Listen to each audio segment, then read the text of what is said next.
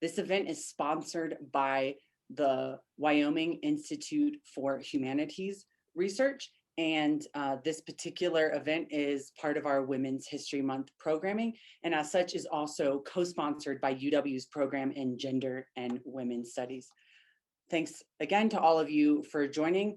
I'm Melissa Morris. I'm an assistant professor of history at UW, and I'll be moderating tonight's panel. And our panelists for tonight are two experts who work on women's labor history and different facets of that, and are going to tell you all about their interesting work. For those of you who've not joined us at a previous event, the way this works is our panelists will start off by telling you a little bit about their research, what they work on, the kind of cool things they do with respect to this topic. I'll then ask a few opening questions, and then we'll open it up to your questions. If you are a panelist member, if you're an audience member, you can hit the Q&A button at the bottom of your screen to ask a question. You can only type, and then I'll pose the question for you. So I'll get started by introducing our two panelists for this evening. First, we have Dr. Anna Danziger Halperin, who is the Andrew W. Mellon Postdoctoral Fellow in Women's History and Public History at the New York Historical Society. Dr. Danziger Halperin is a historian of public policy, gender, and childhood, and she teaches in a joint program through the New York Historical Society and the CUNY School of Professional Studies Museum Studies program. Next, we have Dr. Nick Juravich, who is an assistant professor of history and labor studies and associate director of the Labor Resource Center at the University of Massachusetts, Boston. And Professor Juravich's research interests include labor history, public history, urban history, the history of education, and the history of social movements in the 20th century United States. He also teaches courses on labor and working class history, which we'll hear more about later. So thank you so much to both of you for joining us this evening. And I thought I would just kind of, both of you work kind of more in the 20th century context, but I thought just for our audience members who are, a range of students and interested groups from all over, and because the idea behind this series is kind of to bring smart ideas, but to kind of a broad audience. And for those of you who don't know, we call it Think and Drink because back in the before times, it was hosted in a location with drinks. Maybe will be again someday soon, of all variety. Cold Creek, if you live here in Laramie, coffee, alcohol, all kinds. Yes, I have some water. So that's why it's called that, in case you're wondering what Zoom has to do with thinking and drinking. Certainly thinking, but you have to, provide your own drinking. But I thought we could just kind of get started by talking about the kind of longer history of women's labor history. And I just kind of want to open with this idea that we were talking about a little bit beforehand. If you tuned in early, you might have got a little bit of a spoiler, but this idea that women have always worked, that, there wasn't a moment in time where like women could finally have jobs, but that they've always been working. So I didn't know if either of you wanted to begin just to kind of talk a little bit about that idea in a broader historical context, kind of pre-20th century.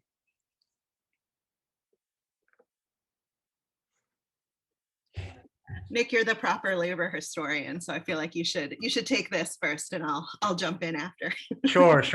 So yeah, first off, thank you so much for having me. This is a blast. It's so much fun to be here, and thank all of you for tuning in. So yeah, I teach a big labor history survey. I teach it here in Massachusetts, so we do a bit of a focus on New England history. And in the context of that, yes, women have always worked, and that, of course, initially when we're talking about the New England economy, that's in the home, in the household economy, right? And that's both work that is, sustaining the household and the agricultural economy. One of my favorite examples is from a project I worked on where we interviewed a number of women's historians with Alice Kessler Harris, a MOOC, a massive open online course called Women Have Always Worked. And I show a clip from this in which the historian Carol Birkin picks up a heavy cast iron pot called a spider, and then spins from this into the whole ideology of gender in the 18th century, talking about how femininity at that time did not mean frail or retiring or domestic, but rather meant someone who could lift this cast iron pot, who could slaughter a hog, who could take care of all of these agricultural sort of not just chores, but sort of life-sustaining tasks in the household. But pretty quickly, of course, that work starts to include making things for sale, right? entering into the cash economy. And there's a path from that into the world of factory work, which of course is in many places first done by women. And this is where I think you can start to think about not just women have always worked, but have always done so within sort of extant patriarchy and gender ideologies. And so in these early mills of colonial New England, so in Lowell, in Pawtucket, in Manchester, New Hampshire, what we see are whole apparatuses constructed to preserve the ideology of young women's sort of respectability, young women's sort of place in the home, not as primary breadwinners or workers, but as sort of young women out to work in safe spaces. They were sort of put into boarding houses, watched over by matrons, but still working and working to actually produce the cloth that becomes part of this major global industrial economy. And of course, the thing to note here is, first off, even though this sort of ideology framed the context of their labor, these women very quickly realized that they are working 12-hour days, 6 days a week.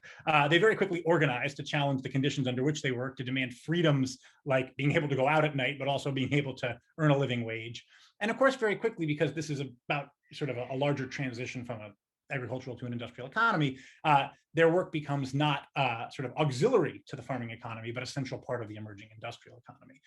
So that's a big part of the history, of course, here in New England with places like Lowell and Lawrence, but it's also, sort of an early moment in my course where I try to illustrate the ways in which, one, women have always worked. They've been at the forefront of things like industrialization, even though today the industrial worker is often depicted as white and male. And also to sort of illustrate the ways in which gender ideology has structured women's work, their opportunities, the fact that they're paid less often even for the same work, the fact that they're tracked into different kinds of occupations, occupational segregation, and then also the ways in which that they challenge that from below as workers organizing. I've already gone on too long. I'm going to say one more thing. My work is on the history of teacher unions. And so the same thing happens in the 19th century, of course, with teaching. This is a profession that very quickly becomes feminized, as it's described, through the efforts of elite reformers, some women, some men, Horace Mann, but also Catherine Beecher in New England, who believe that women, of course, are naturally suited for teaching because of their maternal instincts. And this ideology is simultaneously deployed to justify paying women far lower wages than male teachers, but also to create a kind of sphere of women's work and education that is non-threatening to the existing sort of hierarchies, and also reproduces a workforce for emerging grammar schools across the country. And so that plays into my work because teaching has been a primarily women's occupation since the late 19th century, continues to be one. And I'll talk more about the research I do in the 20th century later on, but that's another sort of, in some ways, middle-class example of the same thing that's happening in Lowell, where as women go out to work, they do so under conditions that are still structured by patriarchy and gender norms. So I'll stop there. And I'll just add in that under these, changing ideas about like what women's work should look like and who should be working and who should not be working, there's also racial differences that underlie all of that, right? Because as long as there was slavery, Black women were always working, of course, and it was what they had to do. And we see those things continue in the 20th century when we talk about the beginnings of social welfare policy, and the ways that Black women were not necessarily thought of as being a protected class of mothers in the same way that many white women were. Well, I'll just pick up on that since you brought up the social welfare policy, which I know your research is about. So if you just wanted to say a bit about what your specific work is with respect to that, Anna, that'd be great. Absolutely. Should I jump into slides now or just briefly give a? Yeah, slide away. All right.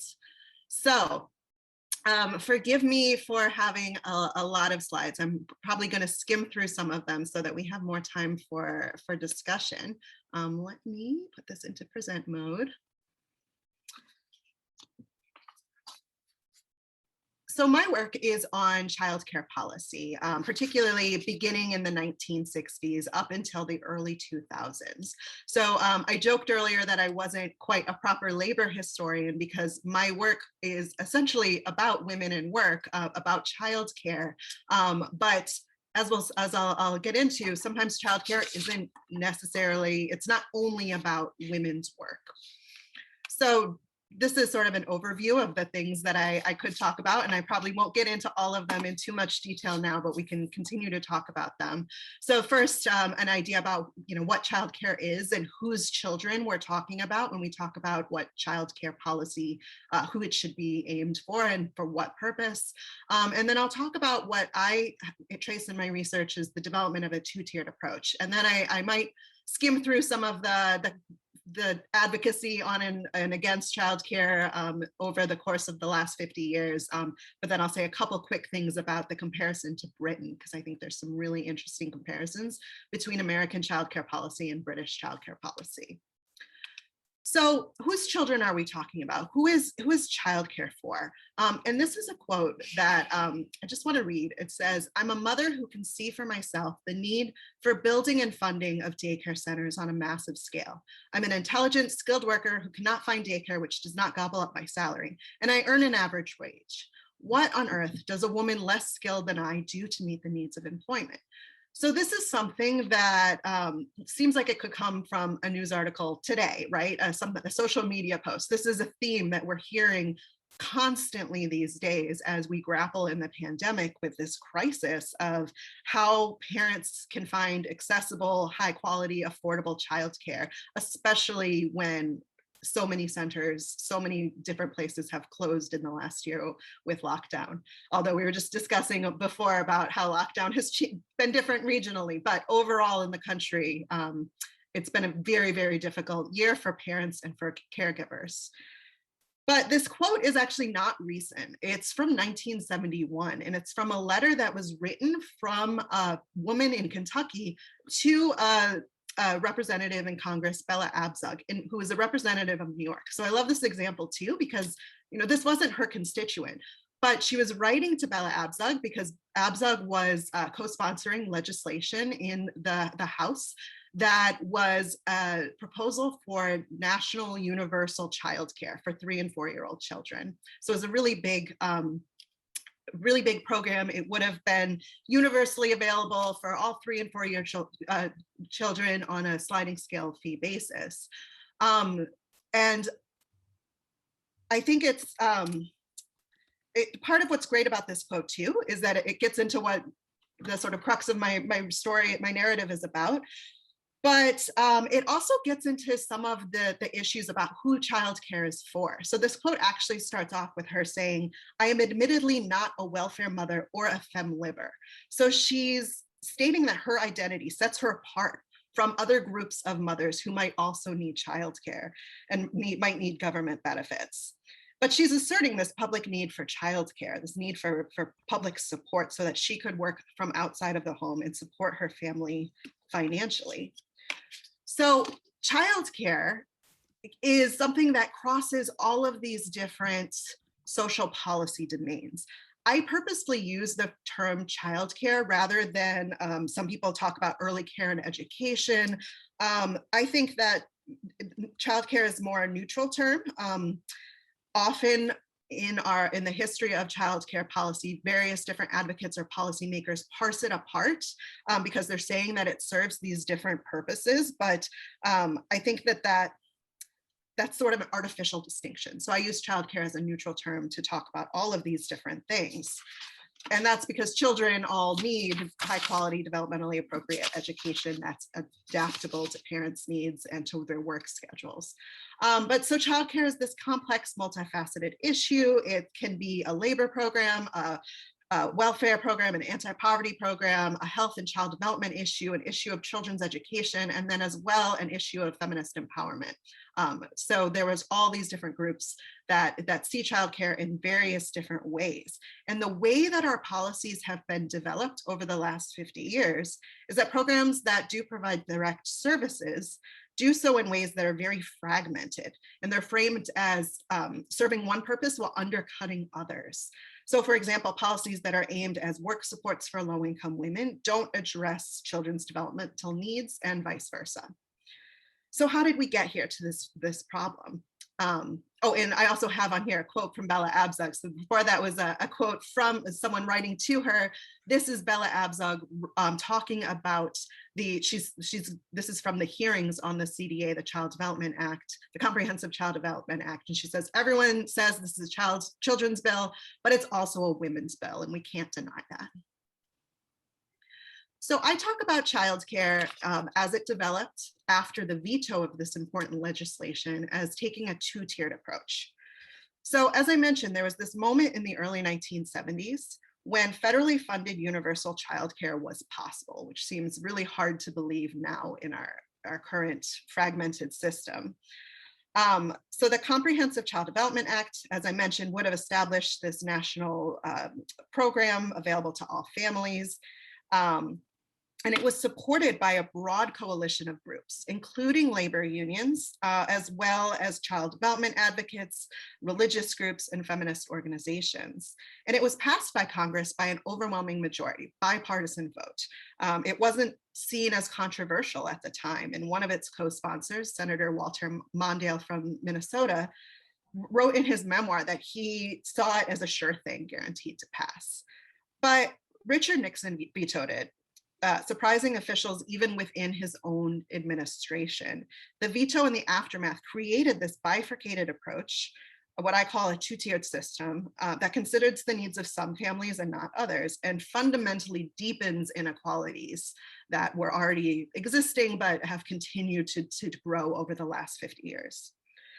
So he vetoed it for many different reasons. Some of the most pressing was that conservatives were threatening to challenge Nixon in the primary of 1972 because they were angry at him for a lot of his domestic policies that they thought were too moderate, as well as some of his foreign policies like going to China. And so the veto was a deliberate attempt to curry favor with them.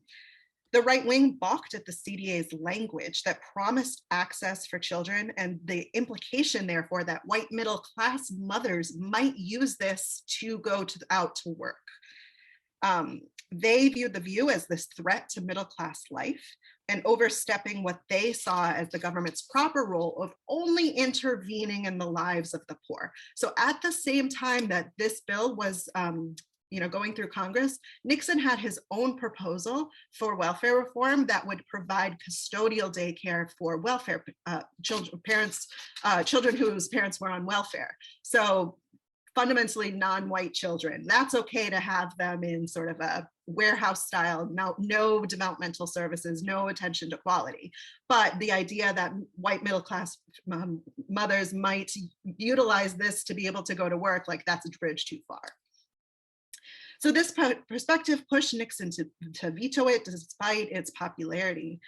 But then this two-tiered approach comes in because the very next day after he vetoed the CDA, Nixon signed the 1971 Revenue Act, which created tax deductions for childcare costs for families with incomes high enough to owe taxes.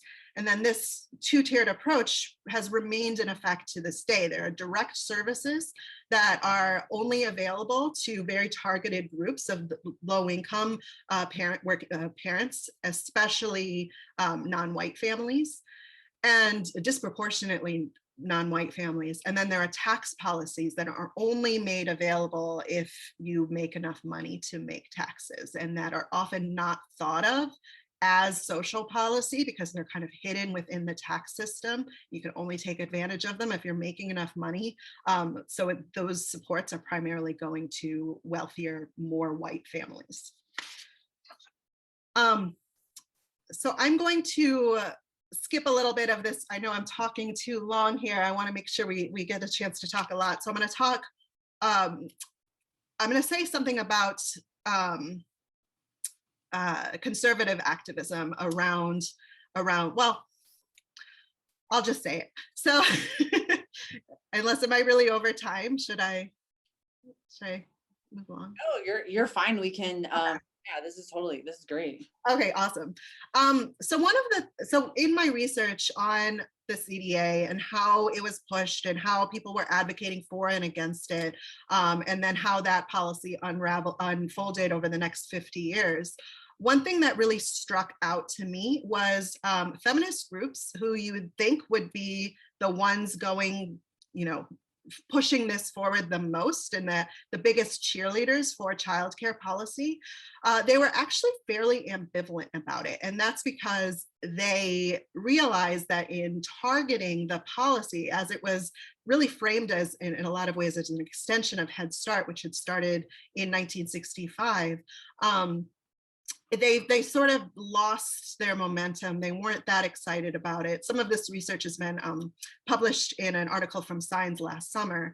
But this idea that their view, which is expressed here by Jean Bauer of Now, that this is our perspective, that children are the responsibility of total society. This view wasn't the one that was winning out within this coalition of other groups of mostly, it was actually child development experts that were really pushing this coalition and actually even writing the legislation themselves.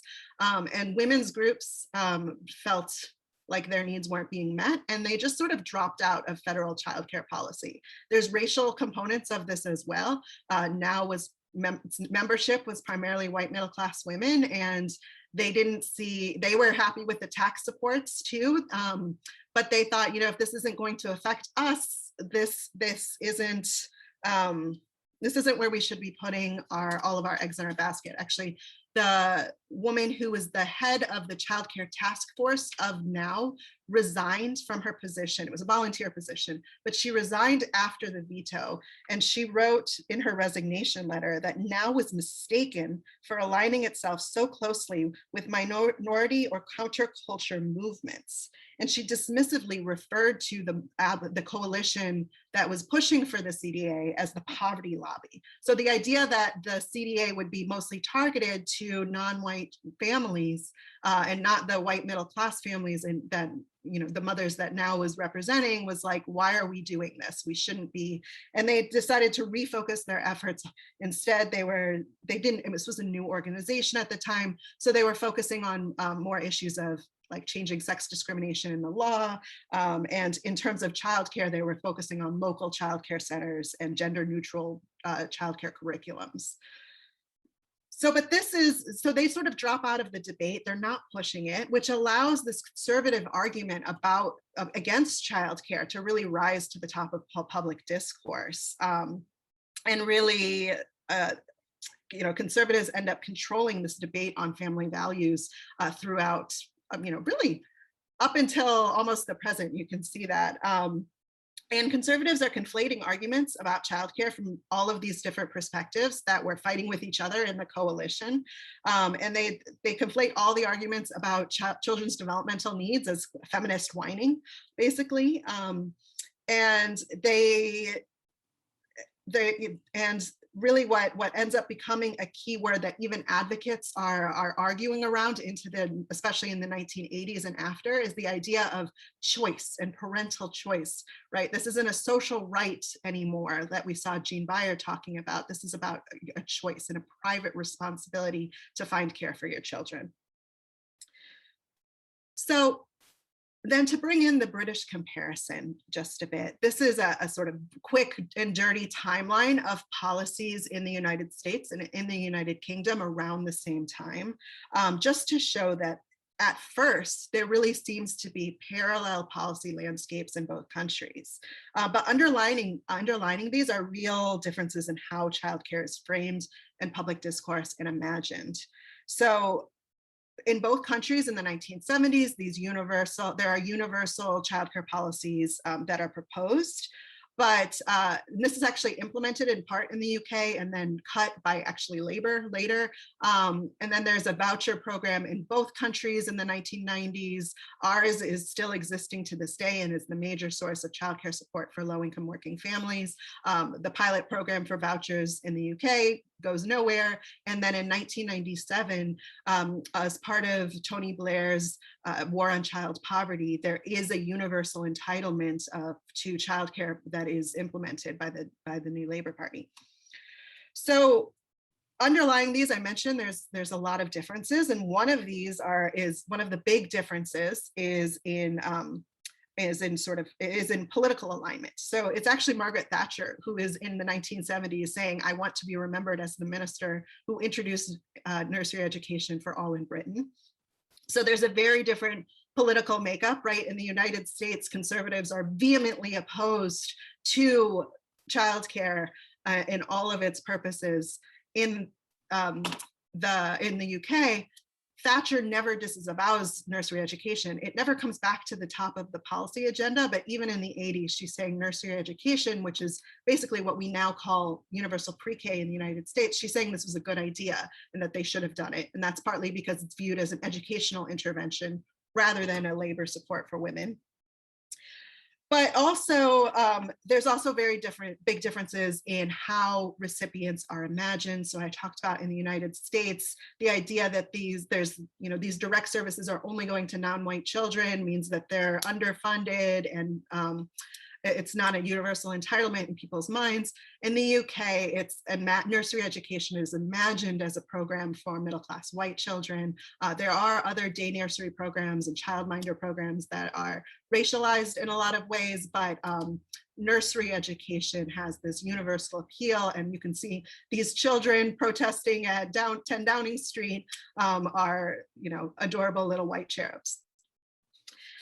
So, that's the end, and I want to make sure we have lots of time for any other questions. So I will stop sharing. That was great. Thank you. I want to turn to you, Nick, now and have you just say a bit also about like how your own work intersects with this question of, women at work and women's labor history. You touched a little bit on this, but if you just say a bit more. Definitely, yeah. And I should say, if there are immediate questions following on Anna's presentation that we want to get to, we can. But we can also, obviously, I think we overlap a lot in what we do, as you'll see in a minute, so we can take them together too.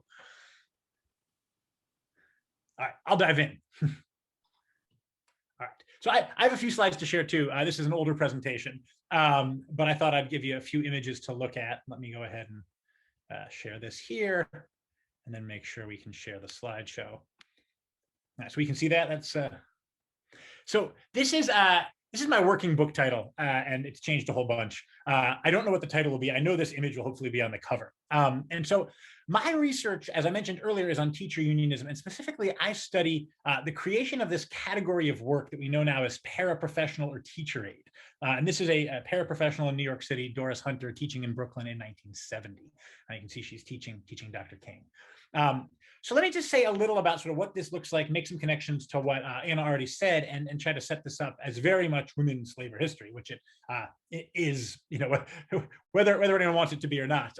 This is a project where these things intersect inevitably. So who are paraprofessional educators? There are about 1.3 million people who work in these roles today in schools, alongside about 5 million teachers. Over 90%, about 93% are women, and primarily in cities that are Black and Latinx women. 75%, fully 3/4, live in the districts where they work. Less than half of teachers do. So these are people who are proximate to school communities, students and parents, in a way that most teachers are not. Their average income is $28,000 a year. And here we might compare what they make to what childcare workers make, what home health aides, healthcare workers make. These are some of the largest growth sectors of our economy: care work, healthcare, early childhood education, and to a lesser degree, paras haven't grown in number quite the same way, but they're very much part of a universe of work that is done primarily by women of color, and that is paid at these, we should acknowledge, are basically poverty wages. Certainly in major cities, these are poverty wages. I would also point out, these are the education workers with the highest fatality rate from COVID-19 over the last year. I should say that data is from specific cities. I don't have national data on that, but the reasons for that, I think, will come through in a moment if you're not getting them already. Some of this has to do with who paras are. It also has to do with the kind of work they do and the degree to which they are physically proximate to students. And so I want to come back to that, and certainly that's something we're thinking about in our current moment. Other thing to know is that it's been a national teacher uprising over the last decade, and certainly the last couple of years, and paras have been part of that. So this is in Chicago. Of course, Chicago Teachers Union have been leaders in this struggle, and also reframing teacher unionism around what we now call social movement unionism. which in some ways flips the narrative, I think, of the gender ideology of education on its head, where once teachers were told, well, of course, as women, you do this, it's a labor of love. It's not really, professionalized work. You're naturally suited for this. Ergo, we shouldn't pay you as much as other professions. It's not the same as being a doctor or a lawyer. Teachers have flipped this around and said, well, in fact, right, yes, we are deeply committed to this work. We're deeply committed to our communities. And because we can create coalitions to resist austerity budgets, challenge low wages for us, but also poor conditions for our students. And they've, in the face of some really remarkable opposition, they've won on the picket lines and in budget and even ballot measures over the last decade, certainly the last 5 years, in really enormous ways. So I want to come back to that too, but wanted to highlight it here. And here's a quote from the late, great Karen Lewis, who died just earlier this year, about how, as organizer of the Chicago Teachers Union 2012 strike, which really I think was sort of the signal event in kicking off this new generation of teacher organizing, she specifically engaged paraprofessionals and the people who work and actually have experience with children in that neighborhood. We're working with them because school closings affect all of us. She, a longtime teacher, articulates this ideology of kind of communal organizing as part of labor organizing, which has its roots, as she and the scholar Elizabeth Todd Breland have noted, in particularly Black women's community organizing in places like Chicago, New York, and elsewhere. So let me say just quickly, what is this work and where does it come from? So this is an image from Michigan in the 50s, the baby boom, right? The school-going population doubles in 20 years from 1949 to 1969. Classrooms are crowded, they're understaffed, administrators panic, we need someone to work. And actually it's in Michigan that they first start hiring teacher aides with money from the Ford Foundation. And here's a great bit on sort of the ideology of women working.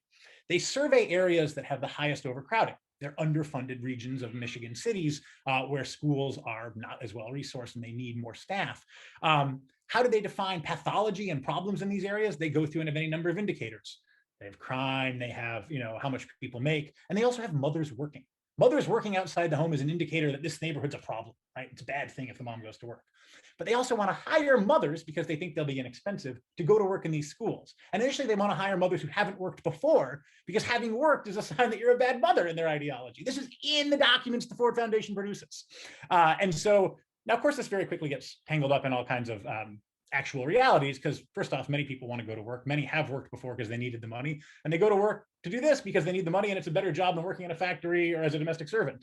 And very quickly, the people who work with them on the ground, the teachers, realize that this sort of ideology of, a working woman couldn't possibly be an educator because she's already undermined her maternal instinct by going out to work, is complete hogwash, right?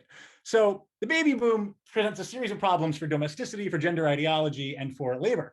And so too, it presents a problem for teachers because you have enormous crowds of students in schools. This is an image from the New York Post.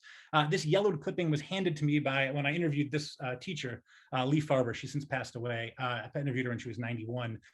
She pulled this out to say, yeah, I had 62 kids in my class in Brownsville. They were sitting on the radiators. You can see the student in the back sitting on the radiator. We didn't have enough seats in the classroom. This is why she joined the UFT in 1960 when it formed. This is the Union of Teachers in New York.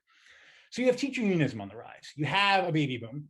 And we also, of course, have the civil rights movement, right? And the civil rights movement takes many forms across the country in cities where sort of official in law, sometimes described as de jure segregation, didn't exist, but administrative segregation sure did. We see any number of efforts to break down barriers, both by rezoning and realigning school attendance patterns, but also by bringing Black educators into schools. And this is all kind of percolating as Lyndon Johnson, sitting beside his own elementary school teacher, who looks really thrilled to be there, announces the war on poverty, and particularly the Elementary and Secondary Education Act, which is the first real federal money for education, $1.3 billion for K-12 schools, the bulk of it focused on Title I, which puts money towards students living in poverty. And like the rest of the war on poverty, demands maximum feasible participation for the people who are to be served by this money. A famous line that is very sort of aspirational, but what it actually means is to be worked out on the ground. So you have this world of people, civil rights activists, poverty warriors, scholars, politicians, and practitioners, teacher unions, all seeking to address this problem of the baby boom.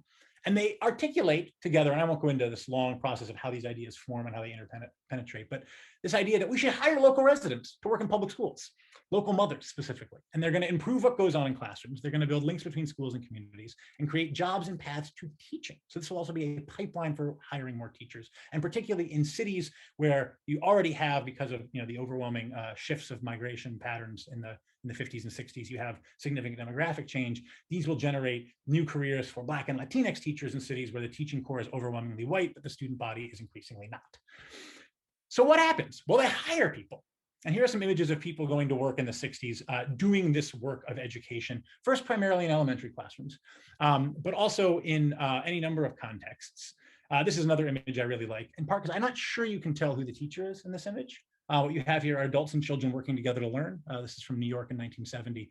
And it captures, I think, a sort of a classroom where there's a lot of dynamism, but not clarity on authority, which is perhaps the point. So what is this work? This ran in the Post in 1970. It's more than watering plants. What do paras do? And the truth is, like a lot of war on poverty programs, it's not defined because no one really bothers to define it before they hire people. In some cases, paras haven't been told what their role will be before they enter a classroom with a teacher who hasn't told them by having a person working alongside them. I'm talking a little too fast for Zoom, I realize, but I do enjoy this history because one thing that happens at this moment is a great many of these teachers and paras sit down together to hash out what this will look like. It's tense. In some cases, teachers are deeply threatened by the presence of paras, undermines their professionalism to have a non-professional in their classroom with them. Some try to send paras out of their classrooms, but others, especially in crowded classrooms, especially in parts of New York and Los Angeles and Detroit and Chicago, where cities routinely had 40, 50 kids in the class, are thrilled to have another adult, and even better, an adult who knows some of the kids in the classroom. And so very quickly, this work takes on both an educational and a community component. Something I want to illustrate here. So this is a project I worked on in grad school in New York. This is Southern Harlem. And this is a sort of zoom out here. You can see, so 27 actually, parents are hired from the neighborhood. You can see many of them actually live in the public housing development here. These are the 4 schools they work at in yellow. Only one red dot here, that's teachers, lives in this neighborhood. But these 26 educators do. And this gives you a sense of the geography of education that these programs create, right? All of a sudden, all of these mothers are going to see other mothers, right? All of these people are going to see their children they teach in the supermarket, in church, in the park. It creates a network of knowledge and interaction that wasn't there before. And if you want to know where the teachers lived, well, you've got to zoom. Oh, so that's the zoom in there that I just showed you. You have to zoom way out to see where the teachers live, right? Way out in Queens, some on the Upper West Side, down in the Village, and of course up here into what was then sort of white and suburban Riverdale in the Bronx. So it gives you a sense of the geography this promotes. In terms of this question of how people work together, very quickly you see sort of solidarity developing. And I love these testimonials that come from this program early on. This is in 67, 68. More or less explaining that parents and teachers had really feared one another and start not to in the context of working together. If this seems obvious, in some ways it is, but this is a moment, of course, when the predominant ideology of the war on poverty is that poor communities, particularly poor communities of color, are beset by a tangle of pathology that has its roots in the matriarchal structure of these communities, right? And that the lack of father figures is one of the major reasons that young people are not behaving as they should. And so there's this way in which the very pathologized figures through this sort of kind of interpenetration of gender and race are actually going to work and addressing these problems in ways that the sort of poverty warriors who theorize the culture of poverty never could. Now, having said all that, of course, are they paid well? No, but they get rave reviews, right? They're paid about $50 a week. This is, of course, before inflation, so that number doesn't mean a lot, but paras are still making what are more or less poverty wages, as they do now. And the work they're doing, you can see, involves all kinds of different work, and you can see the sort of celebrations of all the different kinds of evaluators, the union, principals, even this outside evaluator says paras are making a huge impact here in New York. And so what they do is they unionize. And I could, again, talk at great length about this, happy to answer more questions about this. It's a fraught process at a moment when many Black and Latinx communities are in conflict with teacher unions over the question of curriculum, hiring, who will govern the schools their children attend. But this is a moment of solidarity. It's a moment of sort of empowerment for people who come out of these communities, in which they get 140% raises in New York. This is a contract in New York. Healthcare, grievance procedures, paid time off for teacher training.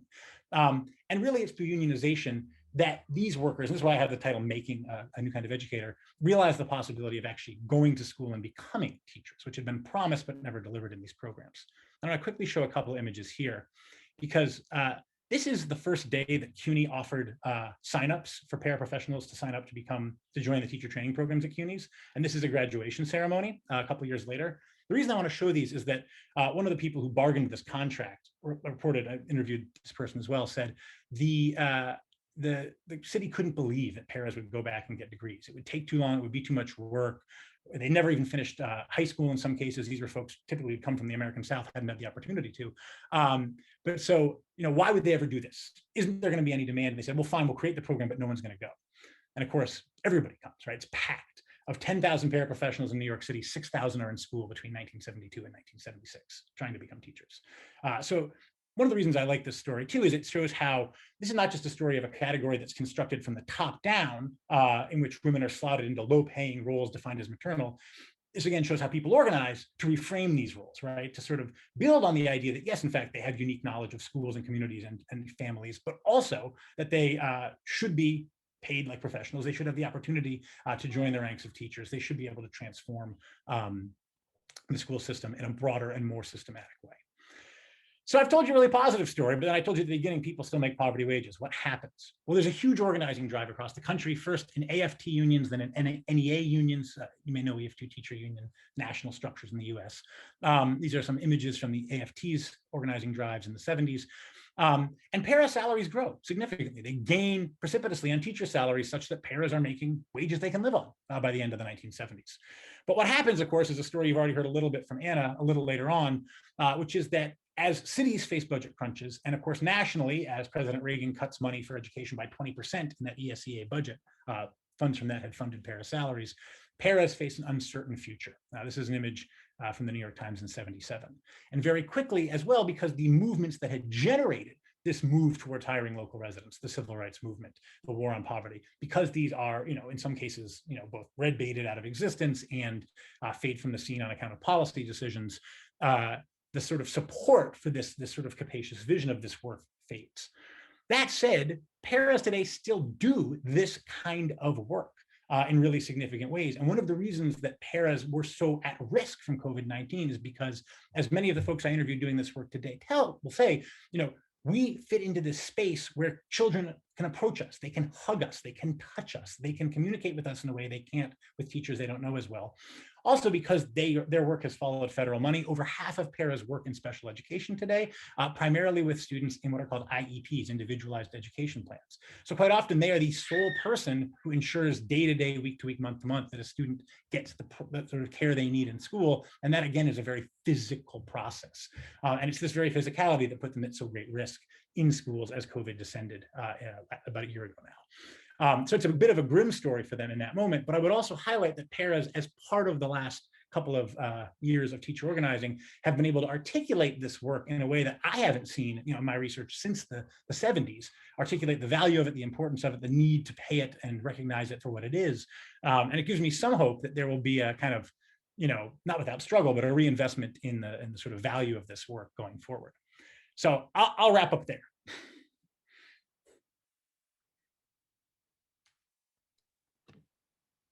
Cool, thank you. There's a lot, like there's so many questions I want to ask, and like lots of really interesting connections, I think, between what both of you have said. And I just wanted to, I saw some people have joined since we started. If you have questions for the panelists, you can either type them in the chat, as Scott pointed out, or you can hit the Q&A button. But I'm going to take the floor first, since I have some questions that I want to ask. You kind of started to touch a little bit, Nick, upon the effect of COVID-19 on paras. And I know, Anna, you also have written quite a lot about this in the Washington Post and elsewhere. So I wanted to see if you wanted to like jump in and talk a little bit about how COVID-19 has kind of, impacted women in obvious ways that maybe some of the women out there know about, but also in other ways as well, if you wanted to say a bit on that.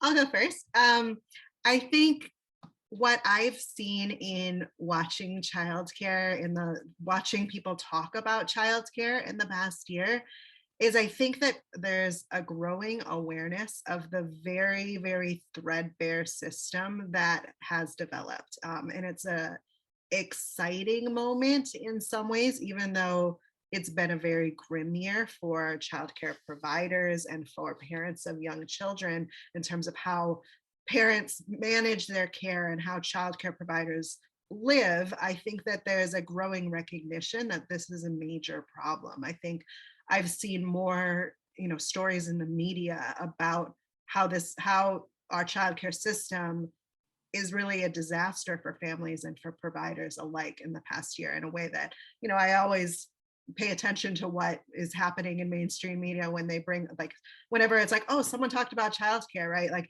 people were talking about childcare a little bit in the 2016 election and then in the presidential primary in this year, but it's like through the roof in the past year. I think people are becoming more aware of how unsustainable the system was and how unequal the system was as well, and about the fact that, it's the provider workforce is so primarily women of color who are underpaid and their work is underappreciated. I think that people are like, wow, this is really bad, and we can't go back to normal in the way that the past normal was. So I think that there's a growing awareness of these inequalities that have been in the sector for decades. Yeah, I agree. I think you just hear people talking about this in a way that I've heard you talking about this previously, but now I think it's really kind of been pushed to the forefront by what's going on. Did you have anything you wanted to add on to that, Nick, or other thoughts on that? Or no, simply that I concur, right? I think people are talking about this in a way that feels new, unless you've been talking to Anna. Yeah, exactly. Who's always been talking about this, like her finger was on the pulse before the pulse was there. Yeah, so we started to talk a little bit, with your work, Anna, but I wanted to talk a little bit more about, because we've kind of been focused on the US context, what kinds of challenges do women in the workforce face in the US that are maybe peculiar to the US? We have this like issue with childcare, but are there other issues that either of you have seen in your work that are maybe more exacerbated in the US context?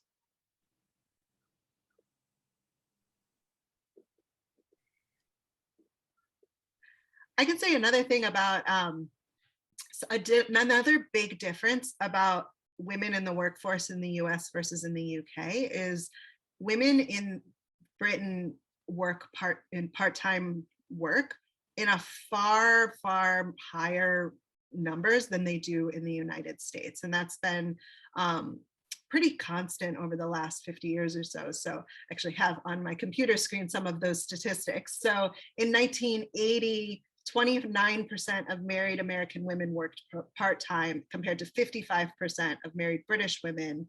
And in 2000, more than 60% of British women with 2 or more children worked part-time, whereas 20% of American mothers did.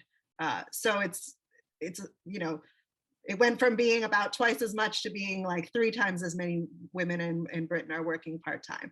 Now that's not like necessarily a matter of women's choice, right? Because labor market conditions might be that those are the opportunities that are available. It also can have to do with, what kind of wraparound care arrangements or full day care arrangements are available.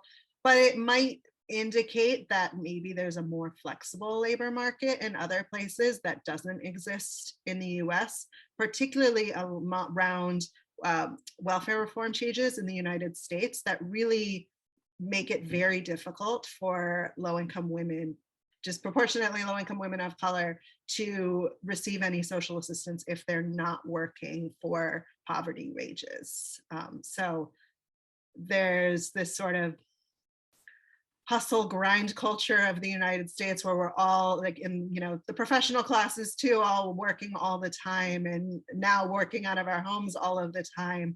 Whereas in other countries, there might be more flexible balancing provisions and cultures. Yeah, and I don't work comparatively, so Anna is the person to ask about this, but I will say, a big thing to note is simply our incredible lack of union density in the United States, right? Down below 6% in the private sector now, about 11% overall. And even in the public sector, of course, we've seen enormous, even while we've seen these incredible teacher uprisings, we've seen enormous attacks. The Janus decision at the Supreme Court level, new state laws that strip workers of bargaining rights.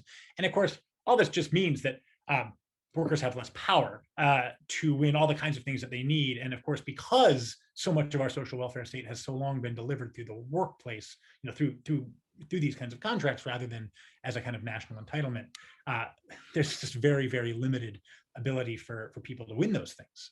And of course, there's an effort right now, the PRO Act, to pass legislation that would make it easier to organize. That's been sort of highlighted in the context of the Amazon drive in Alabama. But one thing that I'd sort of connect this back. So there's a great book by a scholar named Lane Wyndham out of Georgetown called Knocking on Labor's Door that looks at women-led organizing efforts, blue collar, white collar, everything from the 9 to 5 movement that's inspired the Jane Fonda, Lily Tomlin, Dolly Parton movie, to shipyard organizing by women in Newport News, and makes the point that people did organize, right? People tried to win these contracts. They had NLRB elections. And they lost. And they lost because employers had been so empowered by the Nixon administration, by changes in labor law, to abuse and to test the sort of laws that are meant to keep employers from interfering in union elections. And they lost these elections. So they had them, but they lost. And it spoke to the power of the bosses that had grown sort of since the New Deal era. And that's only continued. So women workers, not only do they face this deeply unequal welfare state, but their ability to organize even when they do is hampered by our really problematic union organizing structure.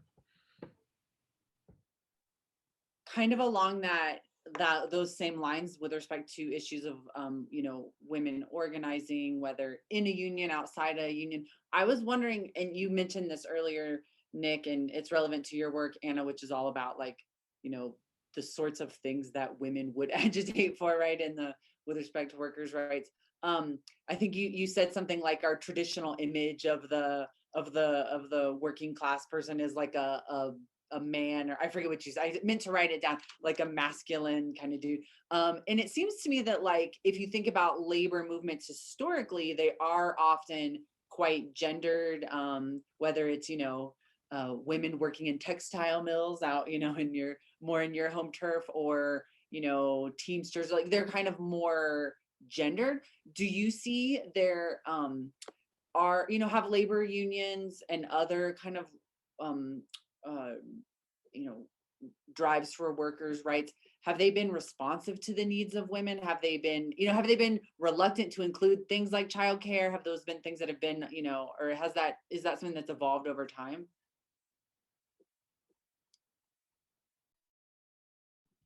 So much to say. Anna, do you want to kick it off? I just rambled. I think you know more about the deep history of various labor unions. And I was joking before that I'm not a proper labor historian, but that's partly because because childcare is so fragmented, there hasn't been a strong, cohesive labor union around childcare specifically. There's often, childcare, different types of childcare providers are competing against one another. But I do know that SEIU has been a union that has been much more responsive to women's organizing needs going forward. So Nick, you want to tell us about some of those specifics? Sure. And the really sort of quick and dirty sort of labor history version is that, right, the most sort of long-running labor organization in the US, the AFL, founded in 1886, white, male, native-born craft unionists in the Samuel Gompers mold, was deeply dismissive of women to the point that they described them as unorganizable. And our mentor, Alice Kessler Harris, famously wrote one of her first articles, Organizing the Unorganizable, which is something that Jewish women socialist organizers do in great numbers in New York City and many other cities, and make the ILG and the Amalgamated, these unions of textile working women and garment working women, some of the most dynamic unions of the early 20th century. We should note, this is the 110th anniversary of the Triangle Factory fire, when 146 workers, 129 of them women, perish in the worst industrial disaster to that moment. And so that too is indicative of the conditions women worked under, and what happens when you're ignored both by the labor movement and by the bosses.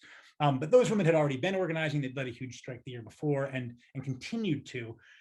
We should note in the 30s, the New Deal, of course, is written in many ways to exclude women, to slot them into second tiers and all kinds of legislation. Anna can speak better to the social welfare elements, but in the National Labor Relations Act, domestic workers in particular are left out entirely. And that's a product both of Southern white supremacy, but also more broadly of a gender ideology that pervades the whole labor movement.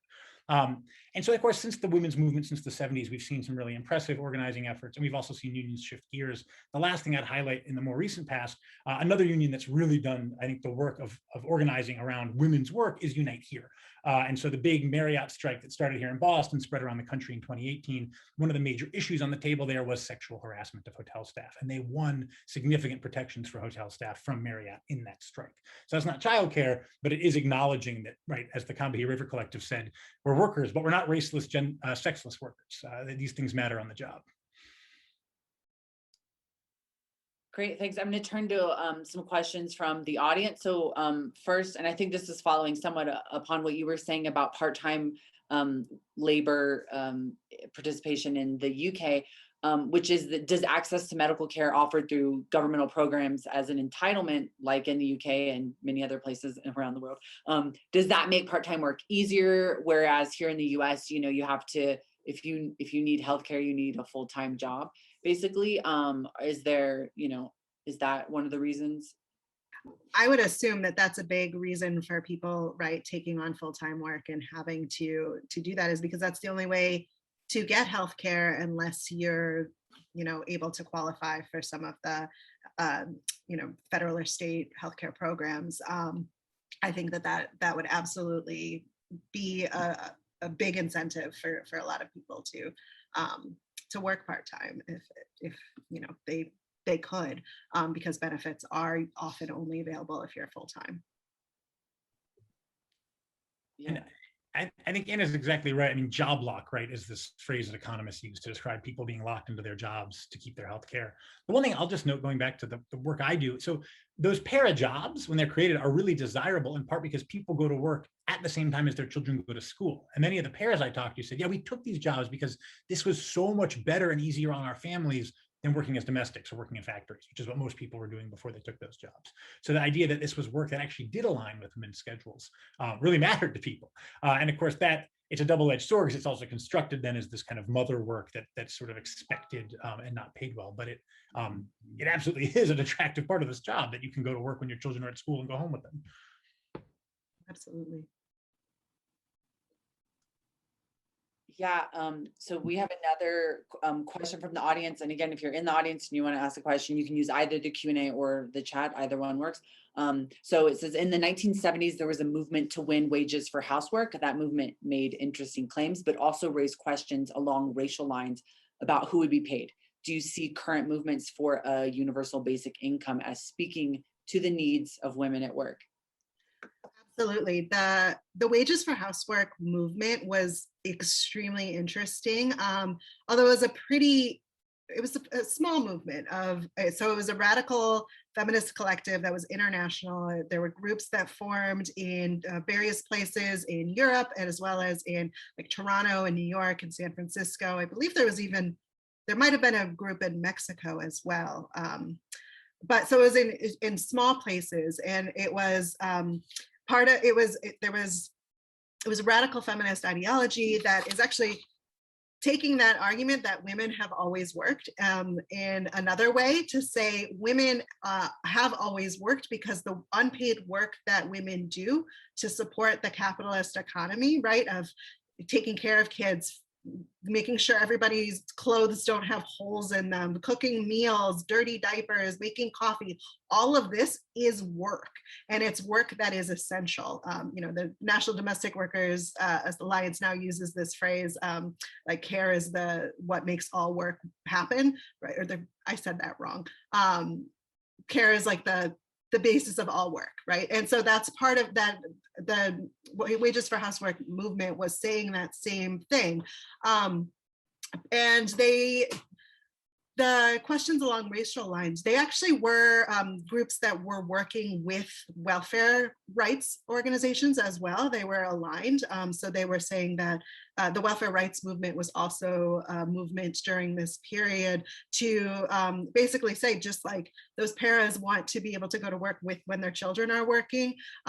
It's sort of similar to arguments that like there's a great quote that I'm not going to get the entire quote from now, but from Beulah Sanders, who was part of the National Welfare Rights Organization, that she was basically saying, why should I be going out, you know, to the workforce to make $2 an hour to take care of other people's children instead of taking care of my own children? So the sense that we should recognize our unpaid care work, domestic labor as work. And I think that's an argument that has a lot of salience today, and that we see social movements, especially domestic workers organizing, that are articulating some of these same perspectives. So I think it's an interesting argument, sort of the, you know, okay, so what should policy look like from a wages for housework perspective is a little bit murkier, because it's not like they didn't think that things like childcare policy, supporting childcare policy was, that was too much of an incremental approach, right? This is a radical movement. They want a revolution to totally upend the systems of production and everything. So it's not about working within our current system.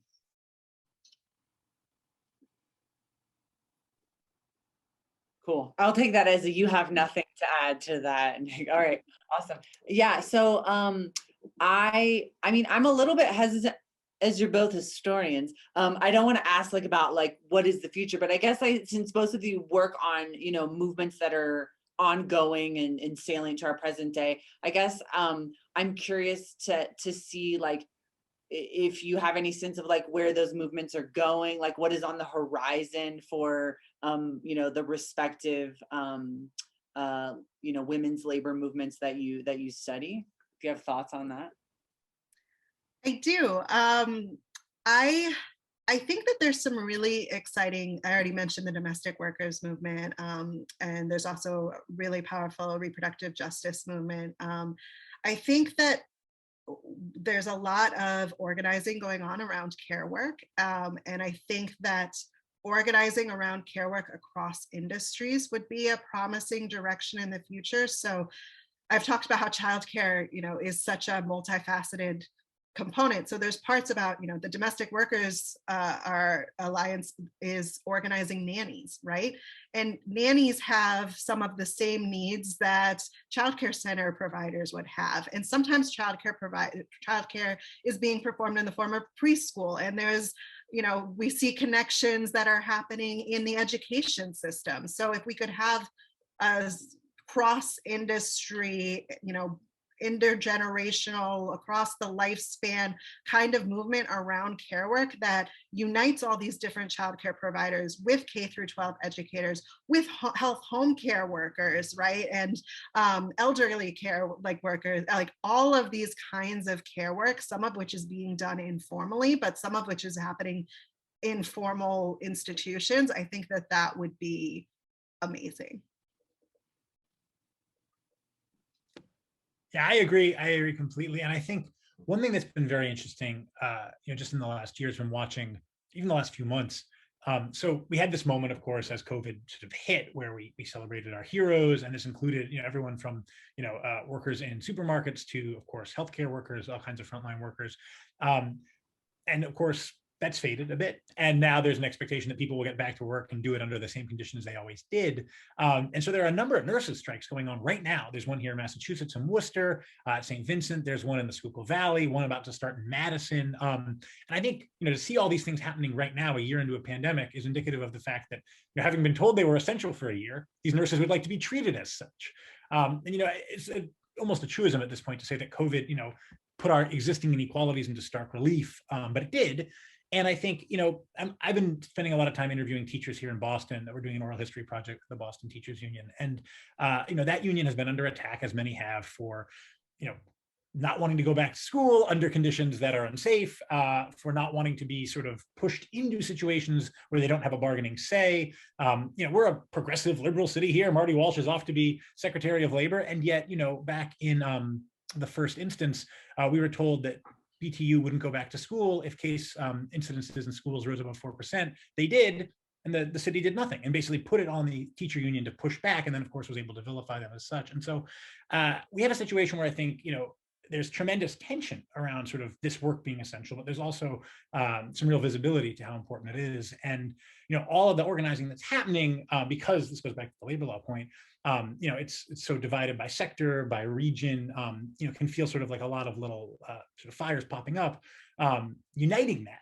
And there are a few different people who are theorizing ways to do it. One is this idea of bargaining for the common good, that you can align contracts to bargain for the same kinds of things in the same places. We've also heard proposals for sectoral bargaining and things like that. But I do think, there's a lot of action right now. People are demanding they be treated as they were told as they're essential as they were, and that's exciting, even though it's also it's precarious in some ways. And speaking of that, cross-industry perspectives, Marty Walsh was apparently, I haven't seen the news today, but he was on the schedule yesterday to go tour a childcare center in DC this morning. So. And I should say, so Marty Walsh, it's exciting to have a former union member as Secretary of Labor. It's better than we've had in a long time.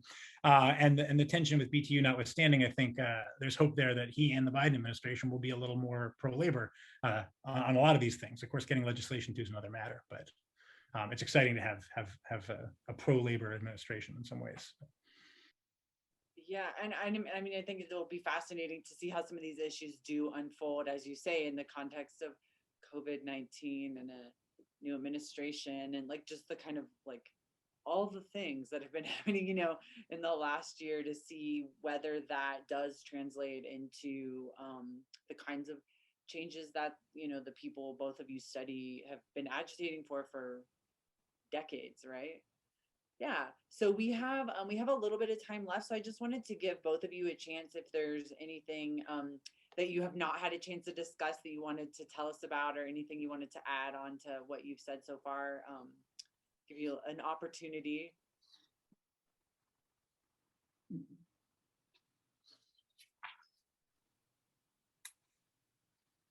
feel like I might have said most of the things that I was thinking.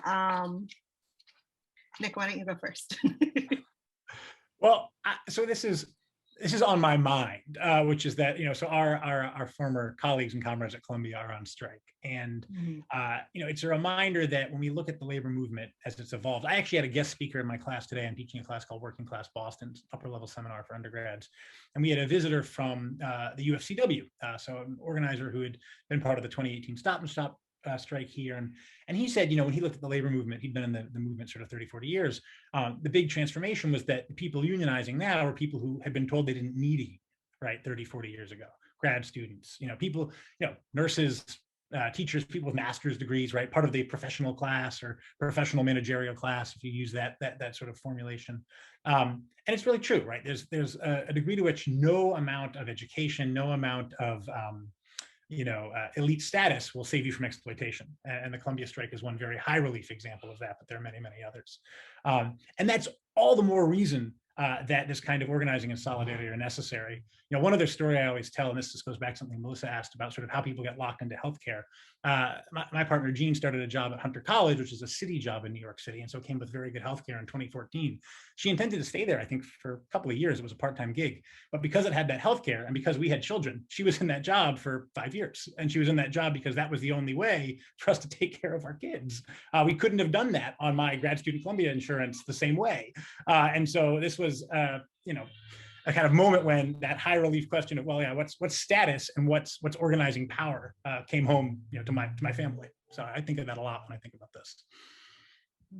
And I'll add to that. I think a lot of the work that is considered women's work and that women have performed is often considered, it's being done out of a labor of love, right? And so you're not expecting to get financially remunerated, right? You can't imagine going into, graduate school or education or a childcare provider or nursing if, you're trying to make the big bucks, right? Like that's not what you're doing. You're doing this out of your dedication and your passion. But it's very easy to be exploited in those circumstances, and it's not enough to just do it out of love. We also need to be able to eat and feed your own families and be, you know, a sane person with a life and of, you know, balance. And so I think absolutely just echoing all of that. I want to shout out, there's a great new book by the labor journalist Sarah Jaffe called Work Won't Love You Back, that touches on exactly this. And of course, she's a very, very savvy on questions of labor and gender as they intersect. So that's a good one to check out. Yeah. I was thinking of that as you were talking. I think I saw that, like, I don't know, I got it on Twitter or something the other day, just yesterday, a promo of that book. So yeah, I was certainly thinking about that. And I think, you know, kind of to your previous point too, Nick, that perhaps what we're seeing now is, you know, people who had been told, you know, you don't need a labor union, or who had been otherwise thought that, you know, their job was a labor of love, or they did it because they're passionate about it, that these are kinds of conceits that are perhaps crumbling rapidly in the current circumstances. Yeah, awesome. Well, if there is nothing else, this is usually an hour, 15 minutes is about how long we go. So if you don't have anything else to add, I just want to thank all of you who are attending for coming, and for both of you, Nick and Anna, for joining us this evening. Thank you. This has been really great. Thanks a lot. And thanks to all of our attendees.